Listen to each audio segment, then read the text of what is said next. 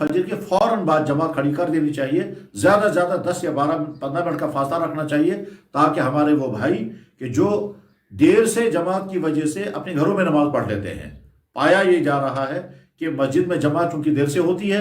अज़ान फजर के बाद आध पौन घंटे तक लोग इंतज़ार करते हैं, और हमारे बहुत सारे भाई जो अपने कलिमात पढ़ते हैं और दुआओं में मशगूल रहते हैं, कुछ तिलावत करते हैं, लेकिन बहुत सारे अफराद जो हैं वो ये सोच कर कि जमात देर से होगी और सहरी की वजह से और आगे जागने की वजह से उनको जल्दी रहती है, तो वो अपने घरों में ही फजर की नमाज़ पढ़ लेते हैं और पढ़ने के बाद आराम करते हैं। इसलिए मस्जिद के मुंतज़िमीन और मस्जिद के अइम्मा हज़रात अगर रमज़ान मुबारक में अज़ान फजर के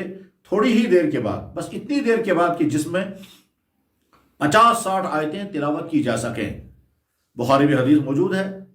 कि जनाब रसूल अकरम सल्लल्लाहु अलैहि वसल्लम फजर की अजान के बाद सुन्नतें पढ़ करके इतनी देर वक्फा फरमाते थे जिसमें 50-60 आयतें तिलावत की जा सकें, और ज़ाहिर ये 5 से लेकर 10 मिनट तक हो जाएंगी। तो इतना वक्फा करने के बाद भी जमात खड़ी हो जाती थी। मुतअद्दिद हदीसें तमाम हदीस किताबों में मौजूद हैं और बुखारी शरीफ में भी हदीस मौजूद है। लिहाजा रमज़ान मुबारक में फजर की नमाज जल्द रखी जाए, उसके नतीजे में महल्ले के तमाम नमाजी जमात में शामिल हो सकेंगे, और ये कोताही नहीं होगी कि मस्जिद के अंदर देर से नमाज रखी गई, महल्ले के बहुत सारे लोग जो है वो मस्जिद में आ ही नहीं पा रहे हैं।